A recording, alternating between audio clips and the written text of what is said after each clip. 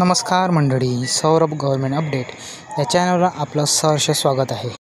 फोटोमध्ये दिसणारा व्यक्ती हा शेतकरी असून यांनी भारतीय संस्कृतीचा पोशाख परिधान केला आहे.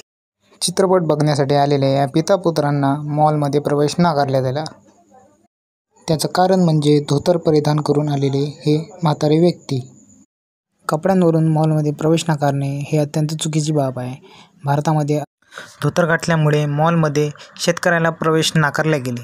होय, मल्टिप्लेक्समधले चित्रपट पाहण्यासाठी बेंगळुरूमधील GT मॉलमध्ये गेलेल्या 70 वर्षीय शेतकरी फकीरप्पाला 16 जुलै रोजी धोतर आणि पांढरा शर्ट या कारणास्तव कथितपणे प्रवेश नाकारण्यात आलेल्या कर्नाटक सरकारने गुरुवारी 18 जुलै व्यवस्थापनाला 7 दिवस मॉल बंद करण्यास सांगण्यात आले.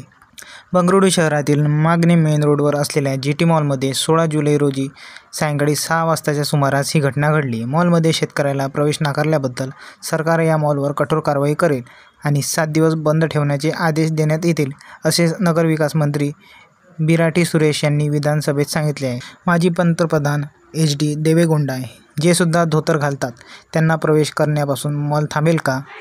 मॉलमध्ये प्रवेश करण्यासाठी ड्रेसचे निर्बंध आहेत तरी का? विधानसभेचे अध्यक्ष UT खादर यांनी या घटनेचा निषेध केला आणि सरकारने या प्रकरणाची दखल घेऊन कठोर कारवाई करण्यास सांगितले. काँग्रेसचे लक्ष्मण सवदी यांनी मॉलचा वीज पुरवठा 1 आठवडा बंद करण्याची मागणी केली आहे. मालकाला सूट आणि बूट घातलेल्या लोकांनाच मॉलमध्ये प्रवेश करण्यास सूट असेल तर मालकाने अमेरिकेत मॉल खोलावे, असे सुद्धा त्यांनी म्हटले आहे. खरंच एखाद्याच्या पोशाखावरून मॉलमध्ये प्रवेश नाकारणे हे खरंच वाईट कृत्य आहे. यात आपण भारत देशात राहतो. या भारत देशात ही संस्कृती पारंपरिक प्रवेशानुसार चालू आहे. त्यामुळे एखाद्या पोशाखावरून मॉलमध्ये प्रवेश नाकारणे हे खरंच चुकीचे आहे. व्हिडिओ आवडला असेल तर लाईक करा, सबस्क्राईब करा आणि इतरांना शेअरसुद्धा करा.